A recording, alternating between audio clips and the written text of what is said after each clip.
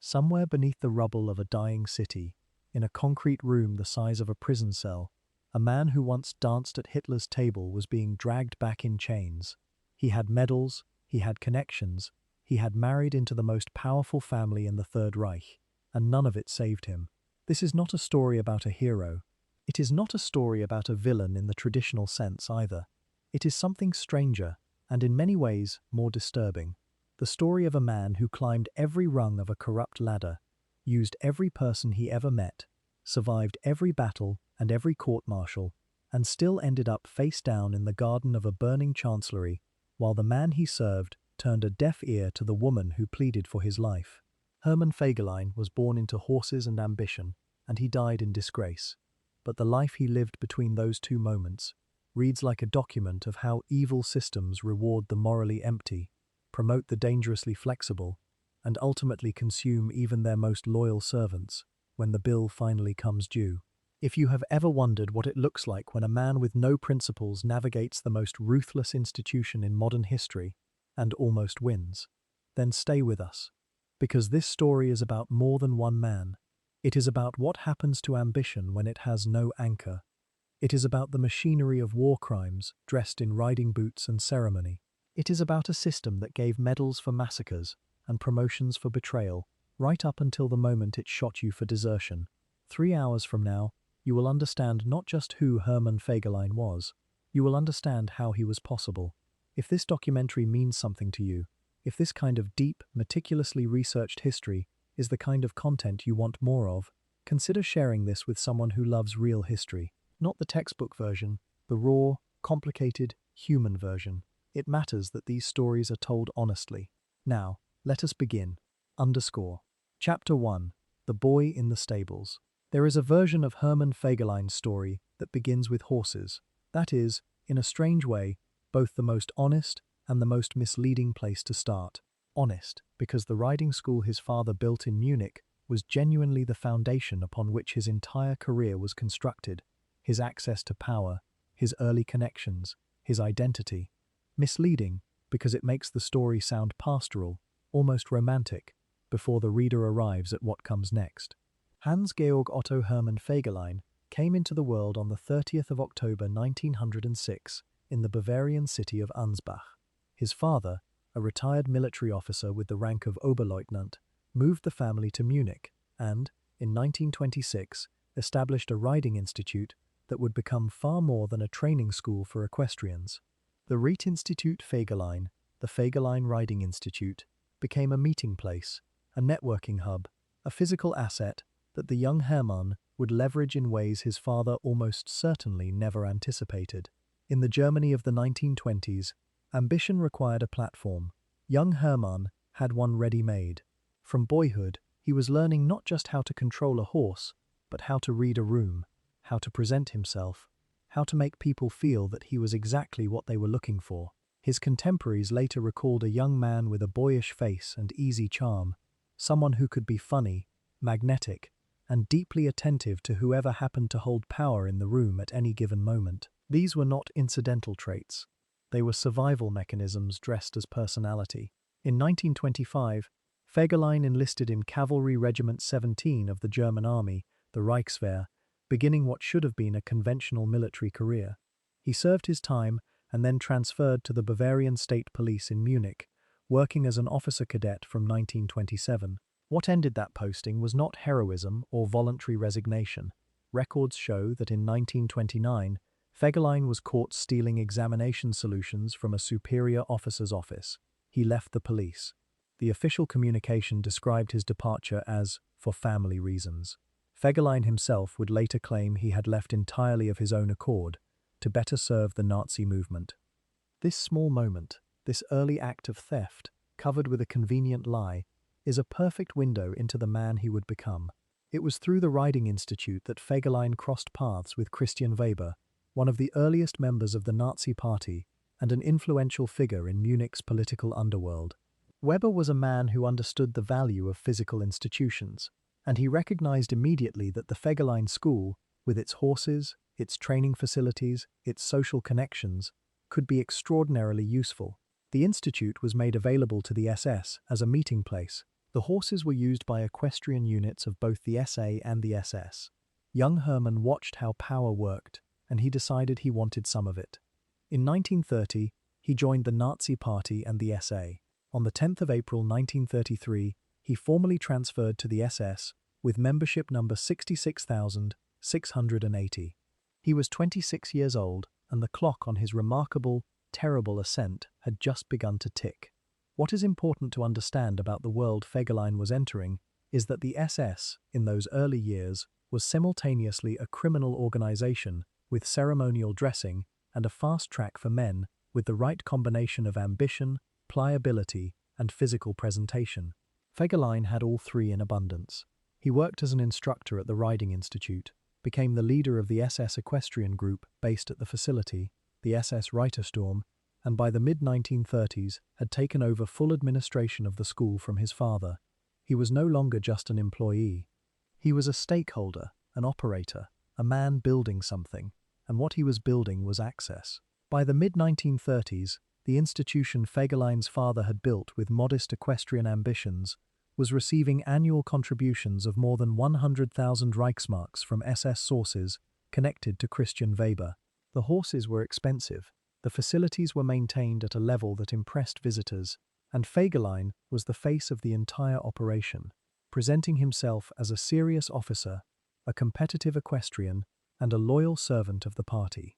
In 1937, he won the prestigious Deutsches Spring- und Dressurderby international tournament. His brother Waldemar won the same event 2 years later.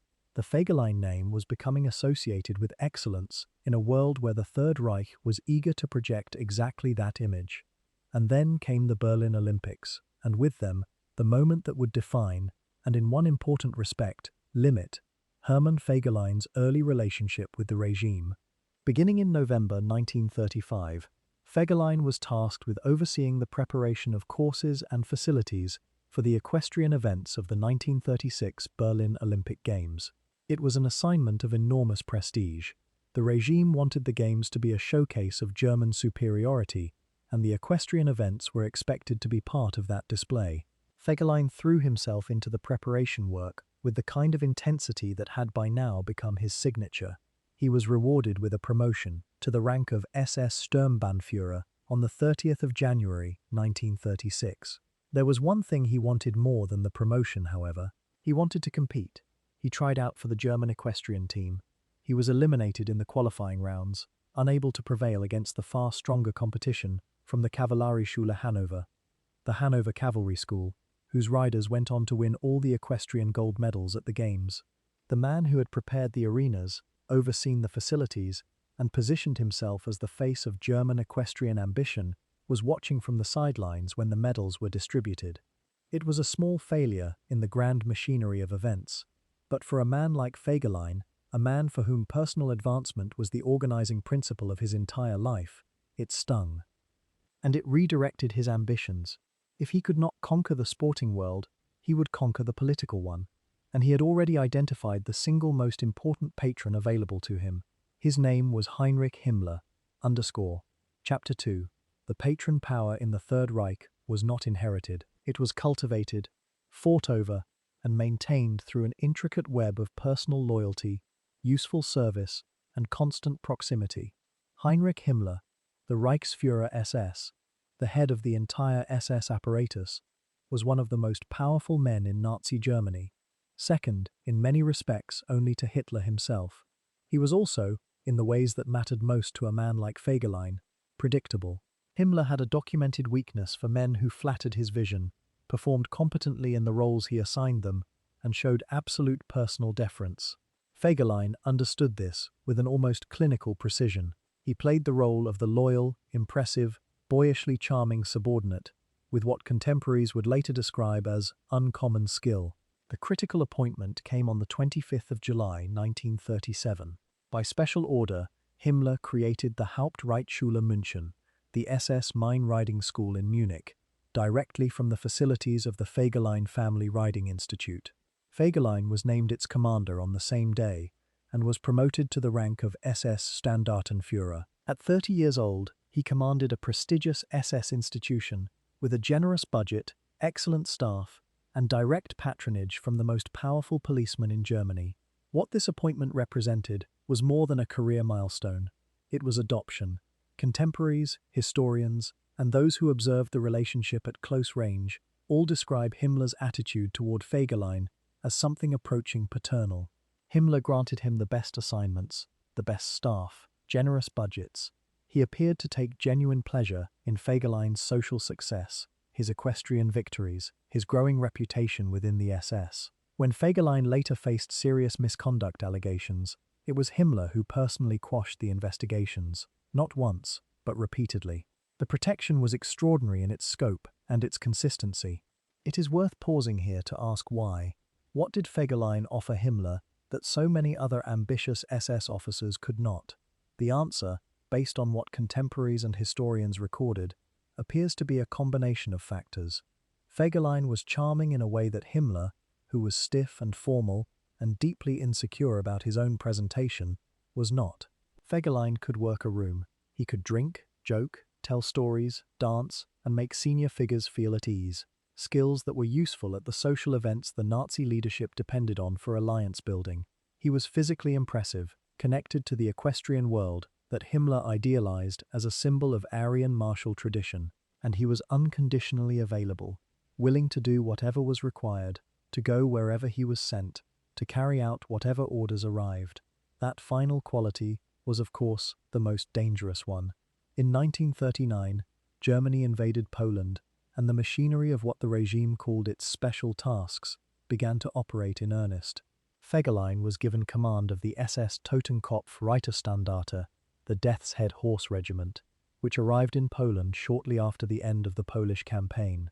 The unit was placed under command of the Order Police and split into small groups assigned to support police activities at posts throughout the Poznań district. What happened in Poland under Fegelein's command during this period was not conventional warfare. The regime had a program called the Intelligenzaktion, a systematic effort to eliminate the Polish educated class, including intellectuals, aristocrats, clergy, and civic leaders. Fegelein's unit was involved in this program.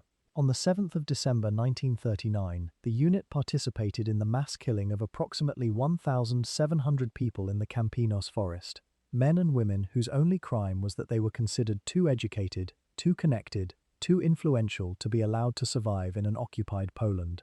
And in the middle of this, Fegelein found time to steal. On the 23rd of April 1941, Fegelein faced court-martial charges for an incident in 1940 in which he and members of his unit had been caught stealing money and luxury goods and transporting them back to Germany. The charges went further. Allegations surfaced of murder motivated by greed, accusations that he had ordered arrests and executions at the Gestapo prison in Warsaw. There was also an allegation that Fegelein had had an unlawful sexual relationship with a Polish woman and, when she became pregnant, forced her to have an abortion. Reinhard Heydrich, the head of the Reich security apparatus, tried several times to pursue these investigations. Each time, Himmler intervened and quashed the attempt.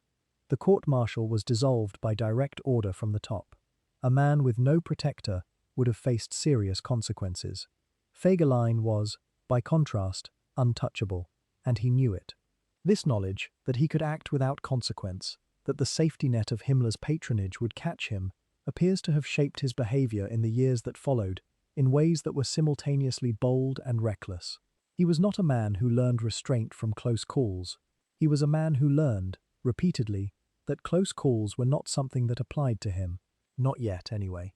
By the end of 1941, Fegelein had been formally promoted to SS Standartenführer in the Waffen-SS and was being positioned for frontline command on the Eastern Front. The Eastern Front, where the real war, the brutal, almost incomprehensible war of the Eastern Theatre, was being fought, and where, in the summer of 1941, Hermann Fegelein would receive the most significant and damning assignment of his military career. Chapter 3. The Marshes. There is a particular landscape in the borderlands of what is now Belarus and Ukraine that in the summer of 1941 became the site of one of the early mass operations of the Holocaust. The Pripyat Marshes, a vast, flat, waterlogged region of forest and swamp stretching across hundreds of kilometers, were, In the operational logic of the SS, a security problem, partisan activity was a concern. Jewish communities were scattered across the villages that dotted the area, and Himmler, operating with a mandate from the very top of the regime, had decided that the entire region needed to be cleansed. On the 19th of July 1941, Himmler assigned Fegelein's regiments to the general command of the higher SS and police leader Erich von dem Bach-Zelewski for the systematic combing of the Pripyat marshes. The operation's formal objective was stated as the elimination of partisans and Jewish collaborators. The practical reality was something much more total. Himmler's orders were passed to Fegelein via SS Brigadeführer Kurt Knoblauch, who met with him and Bach-Zelewski on the 28th of July in their quarters at Liachowice in Byelorussia. General instructions were issued to cleanse the area. Jewish women and children were to be driven away. Fegelein interpreted these orders with a precision that left little ambiguity about his intentions. Enemy soldiers in uniform were to be taken prisoner. Those found out of uniform were to be shot. Jewish males, with the exception of a handful of skilled workers, were to be killed. Fegelein divided the territory to be covered into two sections, split by the Pripyat River, with the 1st Regiment taking the northern half and the 2nd Regiment the south. They worked west through their assigned territory and filed daily reports. On the 1st of August, Himmler notified Fegelein by telegram that the numbers being killed were, in his view, far too low. A few days later, Regimental Order No. 42 was issued. All male Jews over the age of 14 were to be killed. Women and children were to be driven into the swamps and drowned. The swamps were, in many places, too shallow. In areas without swamps, the order was adapted. Women and children were shot instead. Fegelein's units were among the first formations in the entire Holocaust to wipe out complete Jewish communities. Not individual targets, not partisan suspects, but entire communities, men, women, and children, swept through systematically as the regiments moved from east to west. Fegelein's final report on the operation, dated the 18th of September 1941, stated that his units had killed 14,178 Jews, 1,001 partisans, and 699 Red Army soldiers. The historian Henning Pieper, having studied the available evidence, estimates the actual number of Jews killed was closer to 23,700. The gap between Fegelein's reported numbers and the estimated actual numbers is not a clerical discrepancy. It is a record of deliberate undercounting, the kind of administrative dishonesty that ran through Fegelein's entire career like a structural flaw. He submitted reports that made the numbers look appropriate, the operation look professional, and himself looked like an officer who was managing his command with precision. In reality, the operation in the Pripyat marshes was a killing campaign of extraordinary scale, carried out largely against unarmed civilian populations by a formation under his direct command. And once it was over, Fegelein's career did not suffer. It accelerated. On the 2nd of October, he received the Infantry Assault Badge. 4 days later, he was again brought before a disciplinary proceeding for the theft of captured goods. Again, the case was closed. Himmler's protection held, as it always did. By mid-October, the brigade had moved from Byelorussia to new operational areas, first toward Toropets and then Rogachev, where they were subordinated to Army Group Center. The new area had more organized partisan activity, well-armed, well-hidden fighters who were far harder to locate and engage than the unarmed civilians the regiment had spent the summer killing. Fegelein's report for the period between the 18th of October and the 18th of November 1941 recorded 3,018 partisans and Red Army soldiers killed and 122 taken prisoner. However, fewer than 200 weapons were captured, a detail that historians Martin Kuppers and Henning Pieper used to conclude that the vast majority of those counted as killed must, once again, have been unarmed civilians. The brigade suffered serious losses when they were deployed to the front line in December, with some squadrons reporting casualties of up to 60%. These were conditions that Fegelein's force was neither trained nor equipped to handle, a fact that Fegelein himself had obscured through months of inflated readiness reports to Himmler. The historian Henning Pieper notes explicitly that Fegelein's faulty analysis of his brigade's readiness led directly to their deployment in combat situations, for which they were unsuitable and untrained. Men under his command paid for his dishonesty with their lives. He would be promoted. On the 1st of February 1942, Fegelein was formally promoted to SS Standartenführer in the Waffen-SS and transferred from reserve to active service. On the 5th of February, he led an attack on a strong enemy position northwest of Certalino, securing an important road junction and railway station. On the 9th of February, a night attack encircled and destroyed enemy forces at Certalino. Yershovo was captured on the 14th of February, with the reported annihilation of enemy units in the Rzhevsky district. For his leadership in these battles, which were, unlike the Pripyat operation, genuine combat against armed opponents, Fegelein was awarded the Knight's Cross of the Iron Cross on the 2nd of March 1942.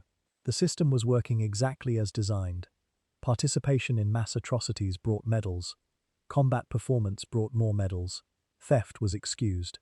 Misconduct was erased. And the man at the center of all of it was drawing closer, with every promotion, to the center of a regime that would eventually demand something even he was not willing to give. Chapter 4. The Florian Gaia and the Eastern Crucible. By the spring of 1943, the war on the Eastern Front had shifted in ways that the German High Command had not prepared for and could barely absorb. The catastrophe at Stalingrad, which had concluded in early 1943 with the encirclement and surrender of an entire German army, had shattered the myth of German invincibility and fundamentally changed the psychological landscape of the war for everyone inside the Third Reich's military structure. For men like Fegelein, men whose careers had been built on a series of rapid advances, opportunistic attachments, and the intoxicating momentum of a regime that seemed unstoppable, the new reality required adaptation. On the 20th of April 1943, Fegelein was appointed commander of the 8th SS Cavalry Division, known as the Florian Gaia. The Florian Gaia was a full divisional command, a significant step beyond the brigade-level operations Fegelein had previously led, and a posting that came with both genuine military responsibility and the kind of visibility within the SS hierarchy that he had been systematically building toward. The division was deployed in operations against partisans in the spring and summer of 1943, operations that Fegelein commanded with the same combination of energy and ruthlessness that had characterized his leadership in the Pripyat region 2 years earlier. During Operation Weichsel, which ran from the 27th of May to the 10th of June 1943, Fegelein's division reported killing 4,018 persons and deporting 18,860. 21,000 cattle were confiscated. 61 villages southwest of Gommel were destroyed. During Operation Zython, from the 13th to the 16th of June, a further 63 villages were destroyed, and all suspected partisans were killed under direct orders from Hitler. During Operation Seydlitz, from the 26th of June to the 27th of July, 96 additional villages were destroyed, with 5,016 reported killed and 9,166 deported. These numbers, rendered here in full as the historical record demands, are not the abstracted statistics of military engagement. They are the administrative trail of organized mass violence against civilian populations, carefully documented by the same man who was simultaneously seeking every available opportunity to advance his career through those documents.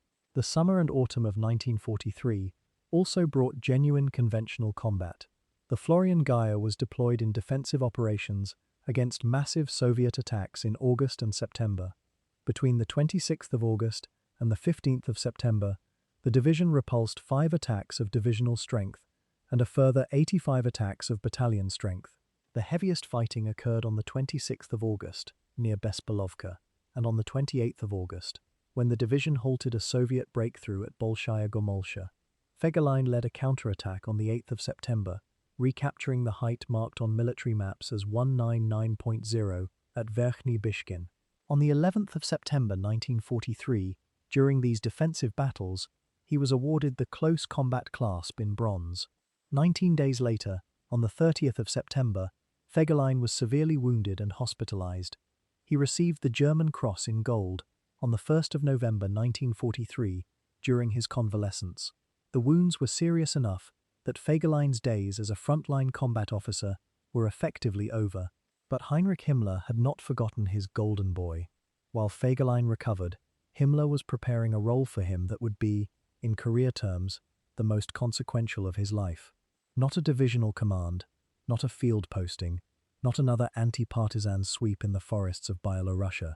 Something far more central, far more dangerous in the particular way that proximity to Hitler always proved to be. Himmler wanted someone in Hitler's immediate circle, someone who could serve as his personal liaison, his representative, his eyes and ears at the Führer's headquarters, someone charming enough to navigate the social minefield of Hitler's court, ambitious enough to keep the position, and loyal enough, or at least dependent enough, to report accurately. Hermann Fegelein was, by every measure Himmler applied, the obvious choice. On the 1st of January 1944, Fegelein was appointed chief of an office within the SS leadership headquarters and simultaneously assigned to Hitler's headquarters staff as Himmler's liaison officer and personal representative. He was promoted to the rank of SS Gruppenführer und Generalleutnant der Waffen-SS on the 10th of June 1944. He was 37 years old. He had survived court-martials, combat wounds, the Pripyat operation, the Eastern Front's worst defensive battles, and repeated allegations of misconduct. He had arrived at the center. What happened next? Over the 18 months between his assignment to Hitler's headquarters and his execution in the garden of the Reich Chancellery, is the final act of a story that began in a riding school in Munich with a boy who knew how to read a room. The room he now occupied was the most consequential in Europe, and the reading he was about to do would require skills far beyond anything a horse tournament had ever demanded of him. Chapter 5. The Court. Hitler's headquarters was not a place, it was a condition. By the time Hermann Fegelein arrived there as Himmler's representative at the start of 1944, the Führer's inner circle had developed the particular social ecology of a court that had been sealed against outside reality for too long. There were factions, alliances, personal enmities, daily briefing sessions that functioned as status rituals as much as military planning exercises, and an omnipresent anxiety that derived from the simple fact that the man at the center of the court was simultaneously brilliant, capricious, and increasingly untethered from the strategic realities of the war. For Fegelein, who had spent his entire adult life reading and navigating exactly these kinds of power structures, the court was familiar territory in unfamiliar clothing. He was, by all available accounts, good at it. Hitler's secretaries, Christa Schroeder and Traudl Junge, later recorded that Fegelein was popular socially, particularly with women.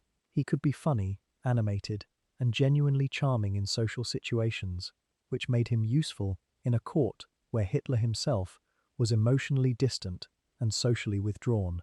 Eva Braun, who occupied an undefined but emotionally central position in Hitler's private world, was reported to be genuinely pleased to have someone in the entourage with whom she could dance and talk. Her own access to the wider world was severely restricted. Fegelein, with his easy sociability and his access to gossip and information from across the SS network, was a welcome presence. This personal connection to Eva Braun was not accidental, and it was about to become something far more structurally important. Gretel Braun, Eva's younger sister, was, by the standards of the Braun family's position in Hitler's court, an eligible connection for an ambitious man. Fegelein pursued her with the same systematic intentionality he had applied to every significant relationship in his career. Historians Kershaw and Scheirer both concluded that the courtship of Gretel Braun was primarily a career calculation, a means to cement Fegelein's position within Hitler's most intimate circle through a formal family bond. The wedding took place on the 3rd of June, 1944, in Salzburg. It was attended by Hitler, Himmler, and Martin Bormann, who served as witnesses. A two-day celebration followed at Hitler's mountain estate at Obersalzberg and at the Eagle's Nest. Hermann Fegelein was now, formally and legally, connected by marriage to the woman who would, in the final hours of the Third Reich, become Adolf Hitler's wife. He was, in the truest sense of the phrase, family. But family, in Hitler's court, meant something very specific, and something Fegelein appears to have fundamentally misunderstood. Martin Bormann, Hitler's private secretary and one of the most powerful men in the entire regime, was someone Fegelein worked hard to cultivate. He attended Bormann's drinking parties consistently, building the relationship with the same patient intentionality he brought to every significant alliance. Traudl Junge, who observed this dynamic at first hand and later recorded her memoirs, reported that Fegelein told her the only things that mattered to him were his career and a life full of fun. It was a statement of extraordinary candor and a precise self-portrait of a man who had navigated the Third Reich's machinery without a single fixed conviction beyond his own advancement. On the 20th of July 1944, Fegelein was present when a bomb detonated inside the conference room at Hitler's Wolfslair headquarters in Rastenburg, East Prussia. The bomb, placed by Colonel Klaus von Stauffenberg, was intended to kill Hitler and decapitate the Nazi leadership, triggering a coup by German military officers who had concluded that the war was lost and the regime had to be dismantled. Hitler survived, the coup failed, and in the weeks that followed, the regime's retribution against the conspirators was savage. Show trials, executions, a sweeping purge of the officer corps. Fegelein, who had survived the blast with a minor wound to his left thigh, was photographed in the aftermath with Hitler, and in one of the more disturbing details in the historical record of his character, he reportedly made a habit in the weeks following of showing around photographs of the hanged conspirators, men who had been executed in particularly brutal fashion, as a deliberate spectacle of regime power. He showed these photographs, according to witnesses, as a demonstration of loyalty, of alignment, of his position firmly on the side of the surviving power structure. It was the behavior of a man who had made his calculation and wanted everyone to see it. What Fegelein did not, perhaps could not, see was that the system he had calculated his way into was already in the process of collapsing. The attempted assassination of Hitler, the rapid advance of Allied forces on the Western Front after the successful landings on the 6th of June 1944, and the continued grinding advances of the Soviet armies in the East, were converging on a single, unavoidable conclusion. The Third Reich was losing the war, and losing the war meant that every structure Fegelein had used to protect himself, Himmler's patronage, his family connection to Eva Braun, his position at Hitler's court, would only remain stable for as long as the regime that created them remained intact. He had built his career on a structure that was on fire, and by early 1945, even Hermann Fegelein could see the smoke. Chapter 6. The Collapse. The year 1945 arrived in Berlin with the particular quality of a verdict that had already been rendered, but had not yet been formally announced. By the beginning of that year, the strategic situation of the Third Reich was beyond recovery by any rational assessment. The Allied armies were pressing from the west. The Soviet forces, vast in scale, fueled by years of accumulated grievance, and now operating with a logistical sophistication that the German military had fatally underestimated, were advancing from the east with a momentum that no available German reserve could check. In the east, entire army groups were being encircled, destroyed, or driven back. In the west, the failed German offensive in the Ardennes, an enormous gamble on a breakthrough that might have shifted the trajectory of the Western campaign, had been repulsed, costing Germany irreplaceable armored resources and experienced troops. Hitler retreated to his Führerbunker beneath the Reich Chancellery in Berlin on the 16th of January 1945. The bunker was not a command headquarters in any meaningful military sense. It was a place of psychological retreat, a reinforced concrete world beneath the ruins of a regime where a diminishing circle of true believers, frightened opportunists, and trapped loyalists gathered around a leader who had long since abandoned any strategic framework in favor of increasingly detached demands for counter-offensives that no longer had the forces to execute them. Hermann Fegelein was among those in that circle, nominally still serving as Himmler's liaison, still performing the social functions that had always been his most reliable skill, still attending the briefings and the evening sessions in the bunker's cramped rooms. But something had shifted in the man. The accounts of those who were present in the Führerbunker during these final months describe a Fegelein who was increasingly erratic, drinking heavily, detached in a way that his characteristic sociability could no longer fully mask. The easy charm had not disappeared entirely, but it was being worn down by the specific horror of the situation. A man who had spent his entire career calculating his proximity to power was watching that power disintegrate in real time, and the calculations were no longer adding up. On the 20th of April 1945, Hitler's 56th birthday, Soviet artillery began bombarding Berlin for the first time. By the evening of the 21st of April, Red Army tanks had reached the outskirts of the city. By the 27th of April, Berlin was cut off from the rest of Germany as the Soviet army completed its encirclement of the capital. Inside the bunker, the atmosphere had crossed the threshold from grim into something closer to surreal. Hitler was issuing orders to armies that no longer existed, demanding relief offensives from commanders who had no troops to send. The remaining senior figures in the bunker were cycling through the final calculations of their own survival. Some committed to remaining, some already exploring other options, and some, like Himmler himself, operating on two tracks simultaneously. Himmler, Fegelein's patron, protector, and the entire structural basis of his position, had in fact already begun secret negotiations with the Western Allies. Through the Swedish Count Folke Bernadotte, Himmler was attempting to negotiate a separate peace, presenting himself to the Allies as the potential leader of a post-war Germany and seeking terms that might preserve his own position. He did this without Hitler's knowledge, without authorization, and in direct violation of every principle of loyalty and chain of command that the Nazi system officially venerated. Whether Fegelein knew the full details of Himmler's negotiations is a question the historical record does not definitively answer. What the record does show is that Fegelein, at some point in the final days of April, made his own calculation, and his calculation told him that the time had come to leave. On the 27th of April 1945, RSD Deputy Commander SS Obersturmbannführer Peter Högel was sent out from the Reich Chancellery to find Fegelein, who had simply abandoned his post at the Führerbunker without notice or authorization. Högel found him at his Berlin apartment, wearing civilian clothes. He was carrying cash, both German and foreign currency, jewelry that reportedly included items belonging to Eva Braun, and documents that would prove to be far more consequential than the cash or the jewelry. In a briefcase in the apartment, Högel's team found papers that contained direct evidence of Himmler's secret peace negotiations with the Western Allies. The man who had been Himmler's representative inside Hitler's inner circle was carrying, in a briefcase, the evidence of his patron's most catastrophic act of betrayal. According to most accounts of what followed, Fegelein was considerably drunk when the arrest was made.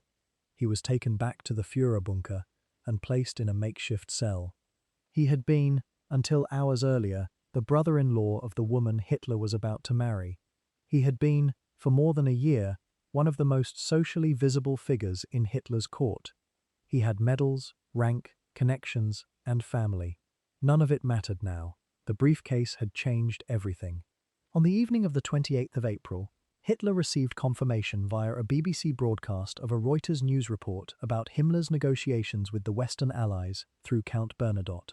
His reaction, by all accounts, was extreme, a fury that those present described as one of the most intense emotional eruptions of his final days. Himmler, the loyal Heinrich, the man who had built the entire SS apparatus in Hitler's name, who had carried out the most extreme orders of the regime, had tried to negotiate behind his back, had offered the Allies a post-war Germany with himself at the helm, had, in the most fundamental sense available to the system they had both served, betrayed it. Hitler ordered Himmler's arrest, and then, sensing the connection between Fegelein's disappearance and the briefcase full of incriminating documents, he ordered SS Gruppenführer Heinrich Müller to interrogate Fegelein about what he knew of Himmler's plans. Eva Braun, pregnant Gretel's sister, the woman who had danced with Fegelein at court functions, who had welcomed him as family, reportedly pleaded with Hitler to spare her brother-in-law. Traudl Junge, who witnessed the events of those final hours, stated that Braun tried to justify Fegelein's actions, tried to find some frame within which Hitler could extend mercy, or at least delay.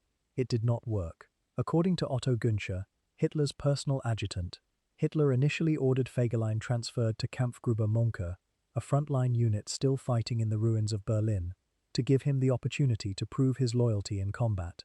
Günscher and Bormann both expressed their concern that Fegelein would simply desert again. Hitler then ordered a court-martial. The court-martial, presided over by SS Brigadeführer Wilhelm Mohnke, convened with a panel that included General Wilhelm Burgdorf, General Hans Krebs, SS Gruppenführer Johann Rattenhuber, and Mohnke himself.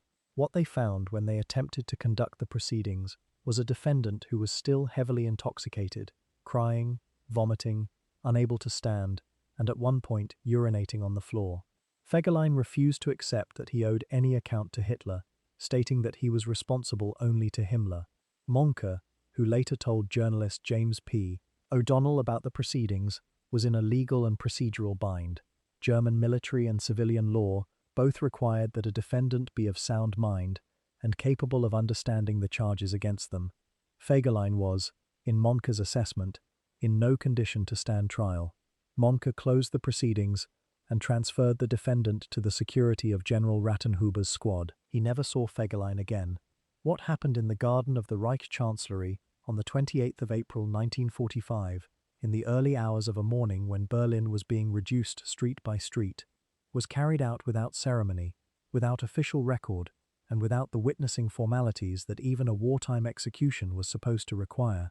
The man who had spent nearly 2 decades cultivating access to power, who had survived the Eastern Front and multiple court-martials, who had danced at Hitler's table and worn the Knight's Cross of the Iron Cross with oak leaves and swords, was shot.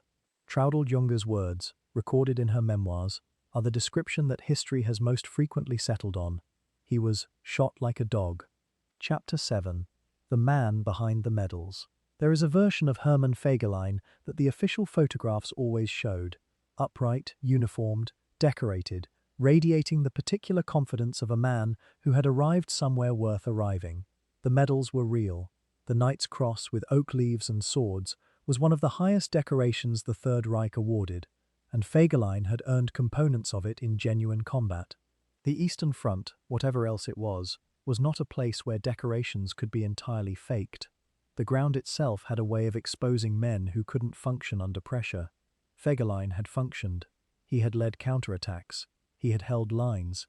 He had moved through combat with the kind of physical courage that his worst critics were forced to concede when the record was laid out plainly. But the medals were also part of a costume, and what the costume concealed was a personality that those who worked most closely with him described in terms that converge on a single, uncomfortable conclusion.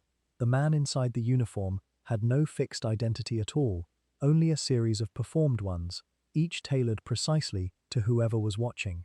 Traudl Junger, who served as one of Hitler's personal secretaries from 1942 until the very last days in the bunker, had more sustained observation of Fegelein at close range than almost any other surviving witness.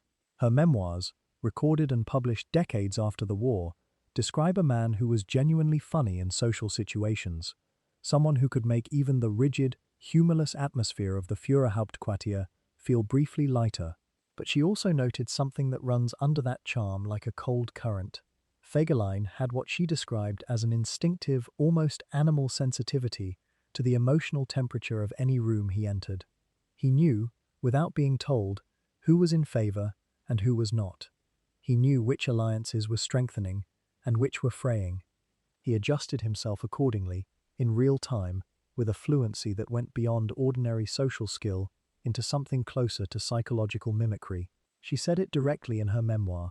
He told her that the only things that mattered to him were his career and a life full of fun. It was the most honest thing he ever said in the bunker. It was also the most damning. The career, in the winter of 1944 into 45, had reached its structural ceiling. Fegelein had moved through roles that the SS system created for men of his particular profile: the charming frontman, the well-connected liaison, the officer whose social usefulness was as important as his military function. His role as Himmler's representative at Hitler's headquarters was in some ways the apotheosis of everything his career had been building toward. Direct access to the supreme center of power, formal standing in the daily briefings, a social position that gave him sustained contact with every significant figure in the Nazi leadership. And yet, in another sense, the posting also represented a kind of trap. He was not commanding anything. He was not deciding anything. He was present, decorative, functional, in a specifically social way, and his actual influence depended entirely on Himmler's continued standing with Hitler. His position was a reflection of someone else's power, not a source of his own. This is the paradox at the heart of Fegelein's story. He had climbed so skillfully, navigated so precisely, cultivated so systematically, and the position he had reached was, in structural terms, completely dependent on forces he could not control. If Himmler's relationship with Hitler held, Fegelein held. If it weakened, or worse, if it broke in some catastrophic way, then every social connection Fegelein had built, every family bond he had contracted, every favor he had accumulated, would be worth nothing. And in the winter of 1944–45, there were signs, visible to anyone paying attention inside the inner circle, that the relationship between Hitler and Himmler was under strain. Part of the strain was strategic. Himmler had been given operational command of Army Group Upper Rhine in December 1944, and then Army Group Vistula in January 1945. These were not assignments suited to his abilities.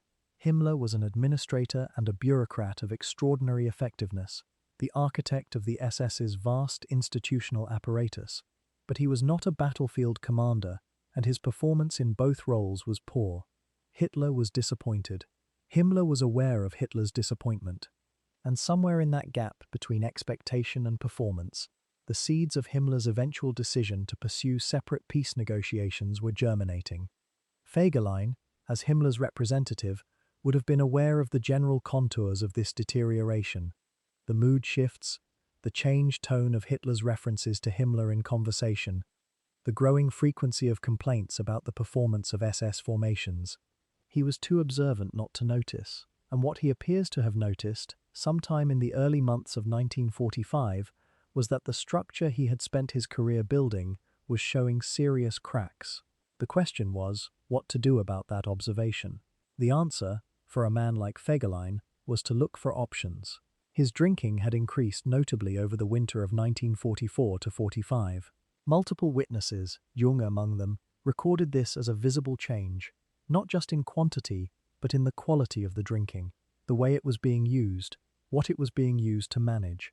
A man who had always been able to drink socially and maintain his operational sharpness was now drinking with an edge of desperation to it. The laughs at the evening table were still there, but they were faster, louder, slightly more effortful, the performance of ease from a man who was no longer at ease at all. What the drinking masked, in all probability, was something that had never before been a significant problem for Fegelein.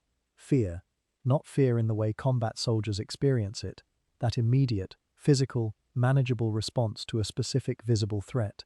The kind of fear Fegelein was experiencing in those final winter months was the existential variety, the slowly dawning recognition that the system he had used to make himself untouchable was itself becoming undone, and that when it went, there would be nothing beneath it. He had no ideology to fall back on, not a real one, not the kind that could give a man structure when everything else dissolved. He had no genuine loyalty, not to Hitler, not to Himmler, not to the SS mission. He had connections and calculations and a briefcase full of evidence of his patron's treachery. And he had a burning city closing in from every direction. The man behind the medals was, in those final months, simply a frightened man in a uniform that no longer fit the moment, trying, as he always had, to find the angle that would get him through. Chapter 8. Himmler's Shadow. To understand what drove Fegelein toward his final, fatal miscalculation, you have to understand the institution that made him possible, and the man who built it. Heinrich Himmler is one of the most studied, and in many respects, most disturbing figures in the entire history of the Third Reich. Not because of dramatic personal charisma or battlefield brilliance, he had neither, but precisely because of his ordinariness. He was bureaucratic, methodical, visionary, in the particular sense of a man who could imagine vast administrative structures and then construct them with grinding patience. He had a schoolteacher's face, a chicken farmer's background. He had actually kept chickens in Bavaria before his political career took over, and the organizational talent of a man born to manage large, complex systems. He built the SS from a small personal bodyguard unit into a state within a state, encompassing police, intelligence, military formations, racial policy implementation, and the entire apparatus of the Holocaust.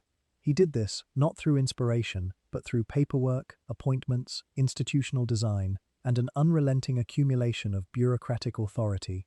Into this world, Fegelein had inserted himself with unusual effectiveness. The relationship between the two men, which the historical record allows us to understand through documents, testimonies, and the visible trail of decisions each made on behalf of the other, was fundamentally asymmetric. Himmler held all the structural power. Fegelein held what might be called the social power, the ability to make Himmler look effective in contexts where effectiveness required personal charm rather than administrative capacity. Fegelein attended the social events that Himmler needed represented.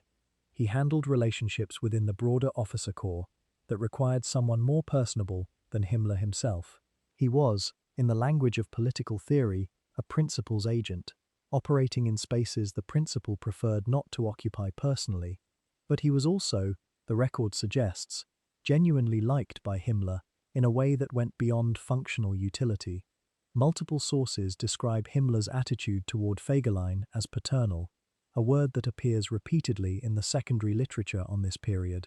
Himmler seems to have taken personal pleasure in Fegelein's social successes, his equestrian achievements, his growing reputation within the SS hierarchy. He protected him from disciplinary proceedings with a consistency and a forcefulness that went well beyond what the operational relationship alone would have demanded. When Heydrich, who was Himmler's own deputy and one of the most powerful men in the SS, attempted on multiple occasions to pursue misconduct investigations against Fegelein, Himmler shut them down personally. The protection was extraordinary. It was also, as events would show, finite. The question of when Himmler began genuinely planning his post-war options, rather than simply entertaining the idea in the abstract, is one that historians continue to debate. What is established is that by late 1944, Himmler was in contact with a Swedish diplomat and humanitarian, Count Folke Bernadotte of Wisborg, through various intermediaries.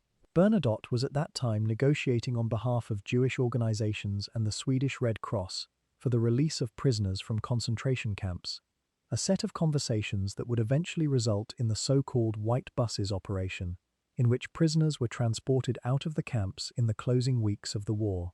Himmler saw in these contacts an opportunity. He believed, in a delusion that combined megalomania with a complete misreading of Allied war aims, that the Western Allies might be willing to negotiate a separate peace with Germany against the backdrop of Soviet expansion in the East. He believed he could present himself as the credible post-war interlocutor. He believed, in other words, that he could survive the collapse of the regime he had helped create by positioning himself as the person who had ended it. It was a catastrophic miscalculation, but it was made in what was, from Himmler's perspective, a condition of total desperation. Fegelein's precise level of knowledge about these negotiations is something the historical record does not fully resolve. The documents found in his apartment when he was arrested on the 27th of April 1945 clearly contained material related to Himmler's peace contacts, papers that should not have been in a private Berlin apartment, papers that Fegelein had apparently removed from SS headquarters. Whether he was carrying them as leverage, insurance against his own arrest, or material that he could use to negotiate his own survival if the situation required, or whether they were simply in his possession because he was Himmler's liaison and had routine access to sensitive correspondence, is not entirely clear. What is clear is that the briefcase, when opened by Peter Hogel's team, contained enough to seal Fegelein's fate before his court-martial had even begun. Himmler, for his part, was not in Berlin when Fegelein was arrested and executed. He had already moved his own operations northward, continuing his increasingly desperate maneuvers toward a negotiated exit. He would not face a court-martial. He would not face a firing squad in a garden. He would be captured by British forces on the 22nd of May, 1945, more than 3 weeks after the deaths of both Hitler and Fegelein, and would die by biting down on a cyanide capsule he had concealed in his mouth during a medical examination. The patron outlived the client by 3 weeks. Both ended the same way, in complete disintegration, abandoned by the system they had served, stripped of every protection they had spent their lives constructing. The system that made Hermann Fegelein possible was built by Heinrich Himmler, and when Himmler moved to save himself, he destroyed the last structure holding Fegelein upright. The father, in his final act, sacrificed the son, not deliberately perhaps, but the result was the same. Underscore. Chapter 9. The Women in the Room. History tends to arrange itself around the people who held formal power, and in the story of the Third Reich, that almost always means men. But there are two women whose relationship with Hermann Fegelein shaped the arc of his story in ways that are impossible to separate from the central narrative. One of them, Gretel Braun, became his wife and bore his child, a daughter, born after his death, who grew up in a world her father had helped destroy. The other, Eva Braun, was the woman who tried to save him in the final hours of his life, and failed, and whose own life ended, alongside Hitler's, less than 24 hours after Fegelein was executed in the garden below. Together, their stories form a particular kind of counterpoint to the main narrative.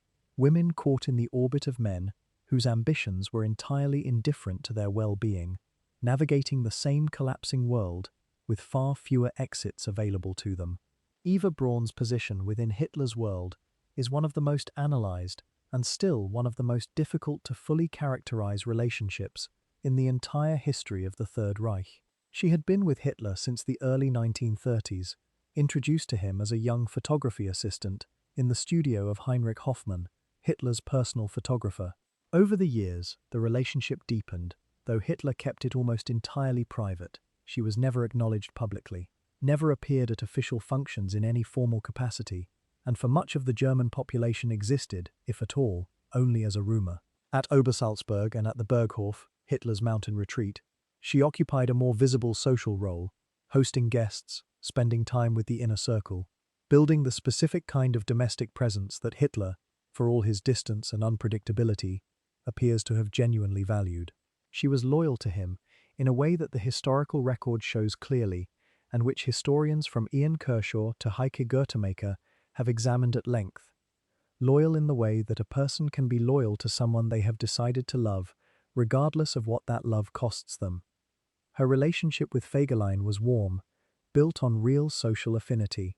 He was funny, sociable, and genuinely interested in making the women around him feel seen and entertained, which was not a small thing in an environment as emotionally austere as Hitler's court. Junge and other witnesses record that Eva Braun enjoyed Fegelein's company, that she was animated in his presence in a way she was not always in the more formal social contexts of the bunker. When he married her sister, the family connection gave that affinity an institutional dimension. He was now, genuinely, part of the small family circle that Eva Braun kept around herself as protection against the loneliness of her particular position, which makes what happened in those final hours of April 1945 both comprehensible and almost unbearable to contemplate. Eva Braun intervened with Hitler on Fegelein's behalf. Traudl Junge's testimony, the most direct first-hand account available, records that Braun tried to justify Fegelein's behavior, tried to find the frame within which Hitler could extend some clemency, or at minimum some delay. She was, in those moments, not the detached socialite of court gossip, but a woman attempting to use whatever influence she had, which in those final days, with Hitler committed to dying in Berlin and the marriage finally formalized, may have been more than at any previous point in their relationship, to save someone she genuinely cared about. It did not work. Hitler's emotional state in those final days was, by all contemporary accounts, beyond the reach of personal appeals.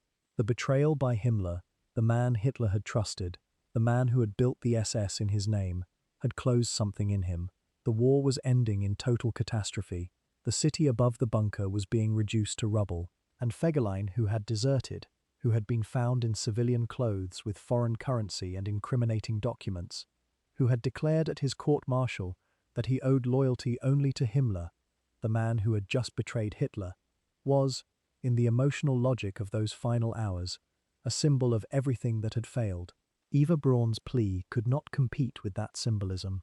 Gretel Braun was not in Berlin during these final days. She was at Obersalzberg, heavily pregnant. She would give birth to Fegelein's daughter, the couple's only child, on the 5th of May, 1945, a week after her husband's execution. The child grew up knowing her father only through the historical record, and that record is, for any child to reckon with, a profoundly difficult inheritance.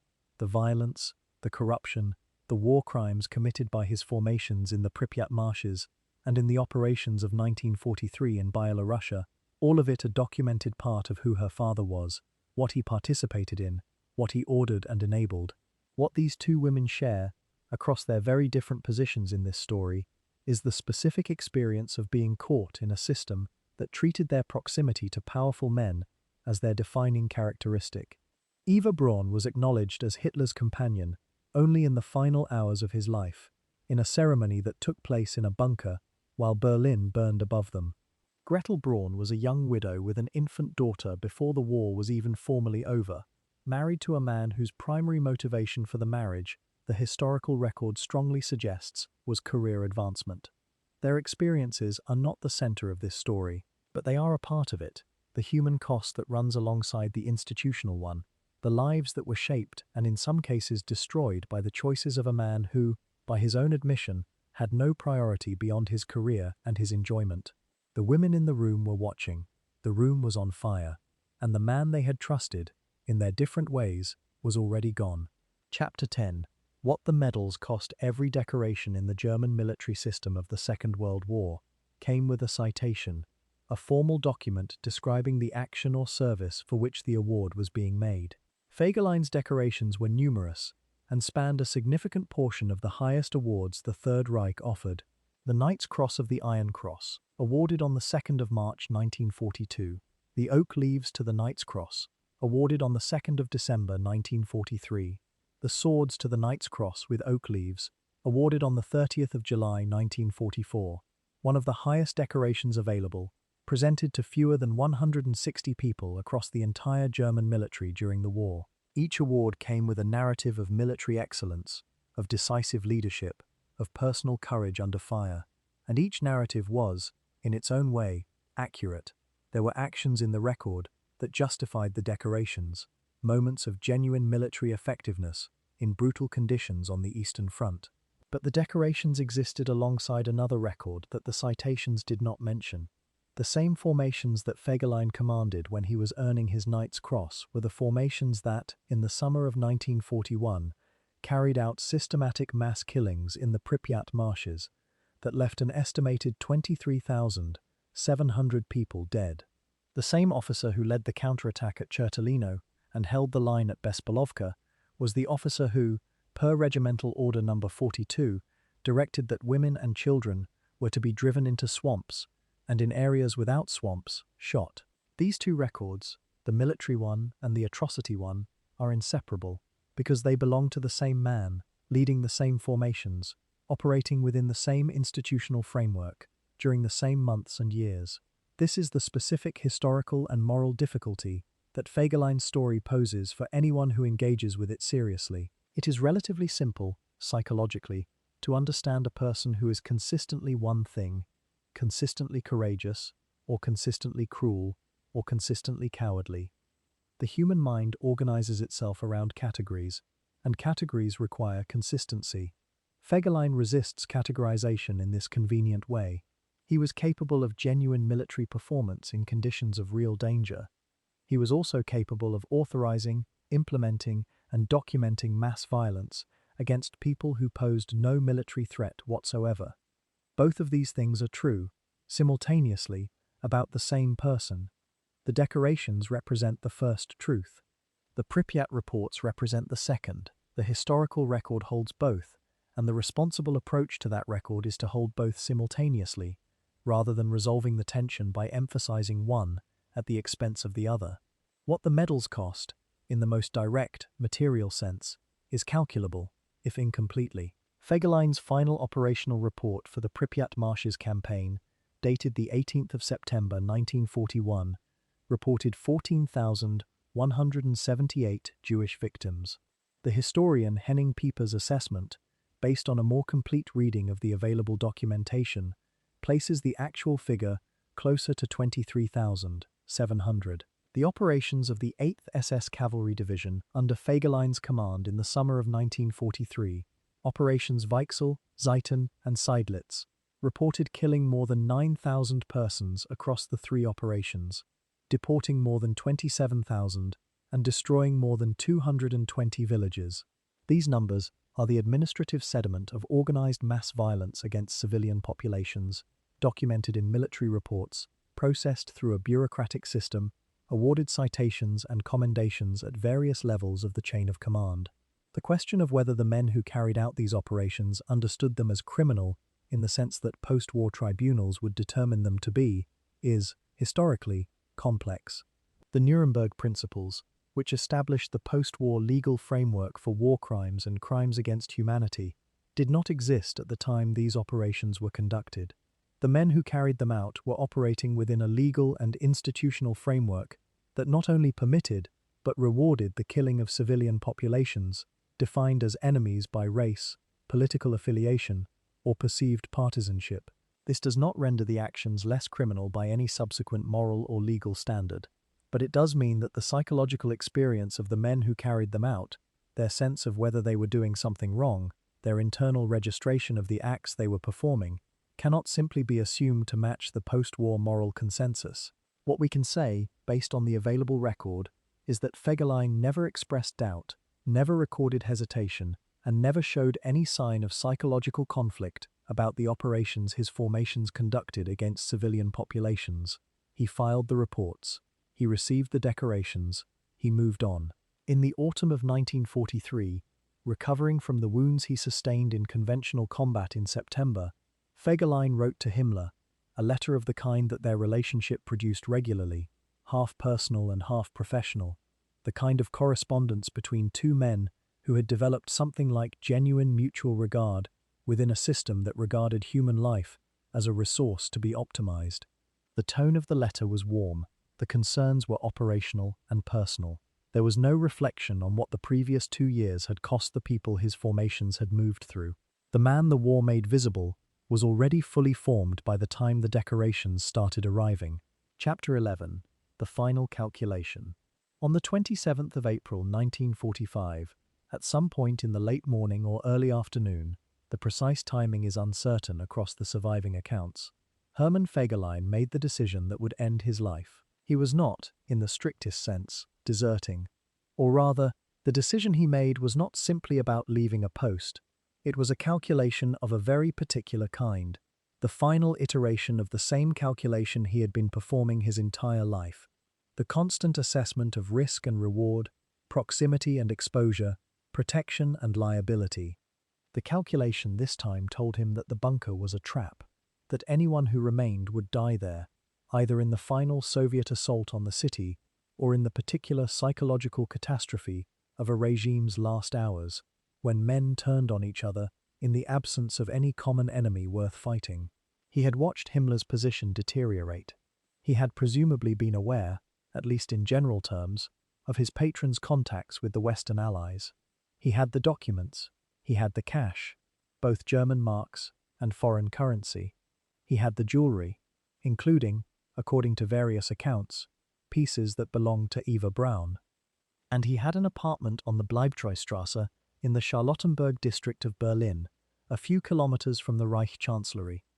That is where Peter Högel found him, in civilian clothes, considerably drunk, with a suitcase that suggested preparation for a longer journey than a visit across the city. The foreign currency is particularly revealing. German marks, in April 1945, were worth almost nothing. The German economy was in terminal collapse, and anyone with genuine means and genuine foresight had been converting assets into foreign currency, gold, or other transportable stores of value for months. The foreign currency in Fegelein's possession suggests pre-planning, a preparation for flight that had been in progress well before the 27th of April. There was also, the accounts suggest, a woman. Several sources mention that Fegelein was not alone in the apartment when Högel arrived, that there was a woman present, described variously across the sources. The specific identity and precise circumstances are not definitively established in the primary historical record, and in keeping with the strict factual framework of this documentary, we will not assign details that cannot be verified. What the presence of another person in the apartment does confirm is that Fegelein's preparations for departure had a social as well as a logistical dimension. He was not simply sitting alone with his suitcase, waiting for the decision to crystallize. He was, characteristically, performing the role of the man who had everything under control, who had a plan, who knew how to read a situation and come out ahead. The performance ended when Högel's men knocked on the door. The arrest was made, the briefcase was examined, and Fegelein was returned to the Reich Chancellery under guard. What he experienced in the hours between his return and his execution, what he thought, what he felt, whether the charm that had served him so reliably for 2 decades offered him anything in those final compressed hours, is not recorded. The surviving witnesses had enough of their own terror to manage in that subterranean space, without documenting the inner life of a man whom most of them had already written off. Traudl Junger's memoirs record the general atmosphere of those hours, the constant distant percussion of artillery, the claustrophobia of the bunker, the way time moved differently underground in a siege. She records what she heard about Fegelein's state during the court-martial, the intoxication, the incoherence, the refusal to acknowledge Hitler's authority. Whether the intoxication was genuine collapse or a deliberate performance, a man deciding that conscious clarity was not something he wanted in those particular circumstances, is impossible to determine from the outside. What the court-martial record, as reconstructed through the testimony of Wilhelm Mohnke and others, does tell us is that Fegelein, even in extremis, held to his most fundamental truth. He was loyal to Himmler. Not to Hitler, not to the Third Reich, not to the SS as an institution, not to Germany, to Himmler specifically. It was a loyalty that had been constructed entirely around personal advantage. Himmler had been the source of protection, promotion, and opportunity. That was what the loyalty was made of, gratitude for services rendered, not conviction about anything larger than his own advancement. And it expressed itself, in the court-martial, as a kind of desperate last positioning. If Himmler was still out there somewhere, still alive, still capable of intervening, then acknowledging Hitler's authority would be the wrong move. It was, even at the very end, a calculation. The calculation was wrong. Mohnke closed the proceedings. Fegelein was transferred to General Rattenhuber's security detail. Otto Günscher, who later spoke about the events of those hours at length with journalist James P. O'Donnell, confirmed that Hitler initially intended to give Fegelein the opportunity to prove his loyalty on the front line, a strange offer, given that the front line at that point was roughly the width of a city block away. Günscher and Bormann both argued, in Hitler's presence, that Fegelein would simply desert again. The logic was irrefutable. The order for execution was given.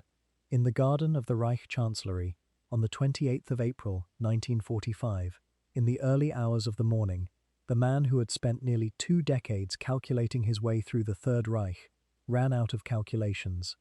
He was 38 years old. Gretel Braun was pregnant in Bavaria.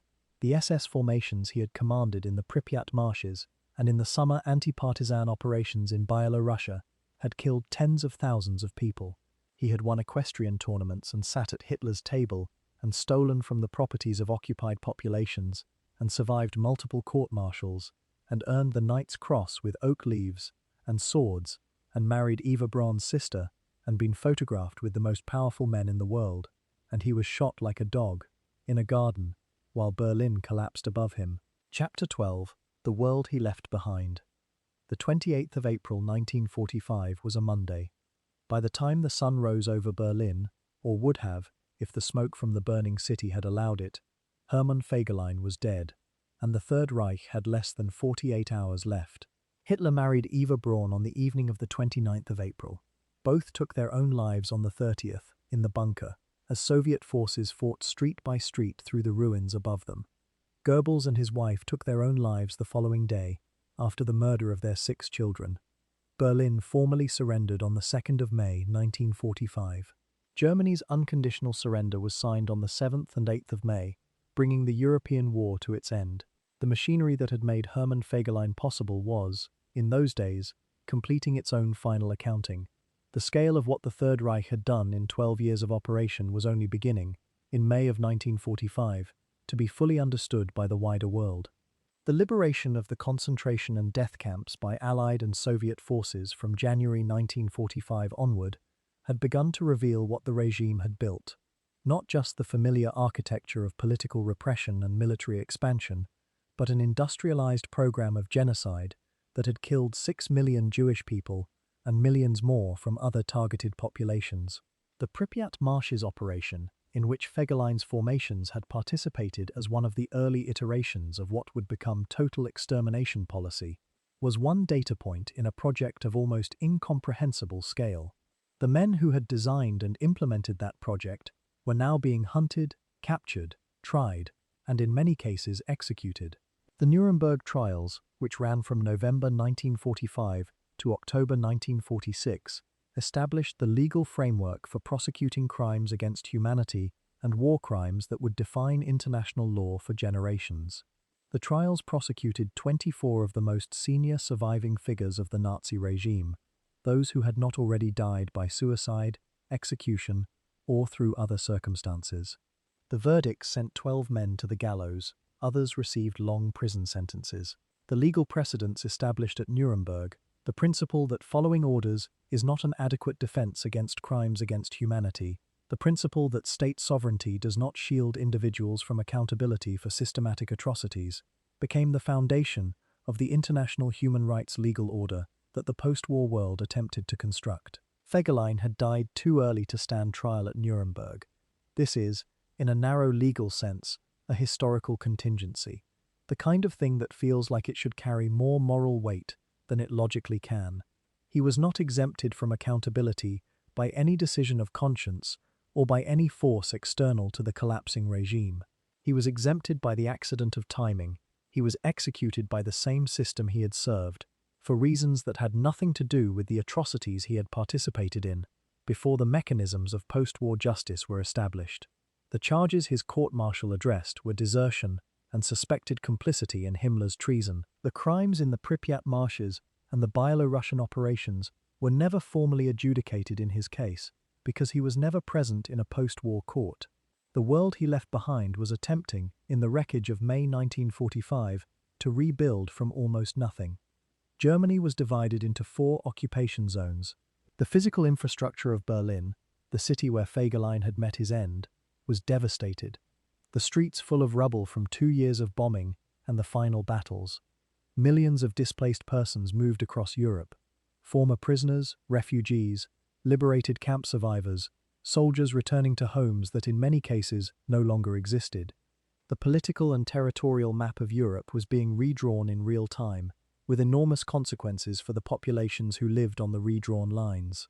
The Cold War, which would define the next 4 decades of global politics, was already beginning to take shape in the tensions between the Western Allies and the Soviet Union over the future of Germany and Eastern Europe.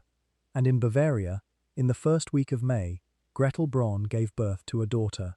The child was named Eva Barbara Fegelein, in honor of the sister who had died in the bunker the week before. She grew up in post-war Germany, in a country that was simultaneously attempting to reconstruct itself materially, politically, and morally. A country that was, across the following decades, engaged in the slow, painful, and in many respects still incomplete work of reckoning with what had been done in its name. The daughter of Hermann Fegelein grew up in this Germany, carrying a surname that was not prominent enough to be infamous in the way of Himmler, or Goering, or Goebbels, but that carried, for anyone who knew its history, its own weight of implication. What the world Fegelein left behind tells us is that the consequences of systems do not end with the systems themselves. The men who built the SS, who designed the extermination programs, who commanded the anti-partisan sweeps that killed tens of thousands of civilians in the marshes and forests of Eastern Europe, most of them are gone now, decades removed from the living world. But the communities they destroyed are also gone. The specific, irreplaceable texture of Jewish life in Eastern Europe, the villages and the languages and the cultural traditions that those communities carried, the futures that were ended before they could begin. Those absences are permanent.